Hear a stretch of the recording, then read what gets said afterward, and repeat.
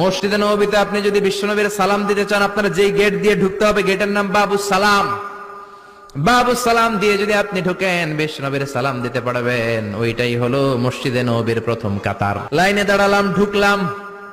ভাগ্য ভালো, এমন একটা জায়গা পেয়েছি লেখা মাকান তাহাজ্জুদি রাসূলিল্লাহ, মানে এই জায়গায় রাসূল তাহাজ্জুদের নামাজ পড়তেন। আল্লাহর শুকরিয়া আদায় করে 2 রাকাত সালাত পড়ে আবার প্রথম কাতারে ঢুকে গেলাম। এবার বিশ্বনবীর সালাম দেওয়ার পালা। হাঁটতে লাগলাম সবার সাথে। রাউদাতুম মিন রিয়াদিল জান্নার পরে ছোট্ট একটা জায়গা, এই জায়গায় সাইয়েদনা ঈসা আলাইহিস সালাম দুনিয়াতে আসার পরে, দাজ্জালকে হত্যা করার পরে 40 বছর দুনিয়াতে থাকার পর যখন ইন্তেকাল করবেন, বিশ্বনবীর বাম হাতের এই পাশের জায়গাটাতে ওনার সেখানে কবর দেয়া হবে। সুবহানাল্লাহ, ছোট্ট একটু জায়গা, কবর দেয়া হবে সেখানে।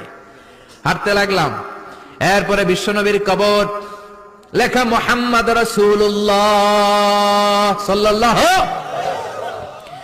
যেই নবীর কথা ছোটবেলা থেকে এতদিন পড়লাম, যেই নবীর হাদিসগুলো শিখলাম, যেই নবীর জন্য আমরা দেহের তাজা রক্তটুকু বিলিয়ে দিতে পারি কি পারি না, ওই নবী নাকি এই জায়গায় শোয়া।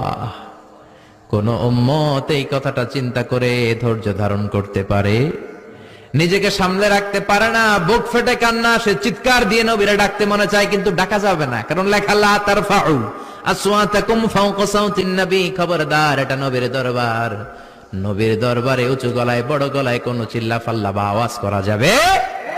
দাঁড় দাঁড় করে মানুষ চোখের পানি ছাড়ে, চিৎকার করে কাঁদতে পারে না।